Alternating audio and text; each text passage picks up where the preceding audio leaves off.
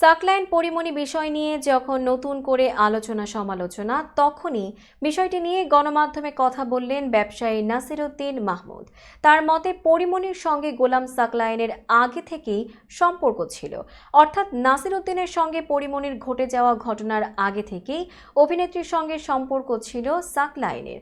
এ ব্যবসায়ী বলেন, আমাকে যেদিন গ্রেপ্তার করা হয় সেদিন ডিবি থেকে সাকলাইনের আসার অনুমতি ছিল না, কোনো বিশেষ কারণে অপারেশনে যাওয়ার অনুমতি ছিল না তার। এরপরও স্পটে দেখা গেছে তাকে, বেশ উৎফুল্ল ছিলেন তিনি। আমাকে নেয়ার পরদিনই সেখানে পরিমণি গিয়েছিলেন, তাকে সাকলাইনই নিয়ে গেছেন। নাসিরউদ্দিনের ভাষ্য মতে সাকলাইনের সঙ্গে সম্পর্কের কারণেই বিষয়টি বাঁধিয়েছে সে, হয়তো এরকম আরও সাকলাইন থাকতে পারে। এর আগে 2021 সালে এডিসি গোলাম সাকলাইনের সঙ্গে সম্পর্ক গড়ে ওঠে অভিনেত্রী পরিমণির।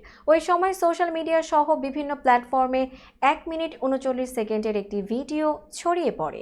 ভিডিওতে দেখা গিয়েছিল নীল ও কালো বেলুনে সুসজ্জিত একটি রুমে রোম্যান্সে মেতে আছেন তারা। সেখানে সাকলাইনের হাত ধরে কেক কাটতে দেখা যায় অভিনেত্রীকে, আর সাকলাইনকে উইশ করে হ্যাপি বার্থডে টু ইউ বলেন পরিমণি। সংশ্লিষ্ট সূত্র জানায়, 2021 সালের 13 জুন বোট ক্লাবের ঘটনার পর পরিমণিকে ধর্ষণ চেষ্টা ও শারীরিক নির্যাতন করা হয়েছে বলে অভিযোগ তোলা হলে এ ব্যাপারে মামলা হয়। মামলার পরদিনই অভিযুক্ত ব্যবসায়ী নাসিরউদ্দিন মাহমুদকে রাজধানীর উত্তরার একটি বাসা থেকে গ্রেপ্তার করা হয়। ওই সময় তার সঙ্গে আরও কয়েকজন সহযোগীকেও গ্রেপ্তার করা হয়।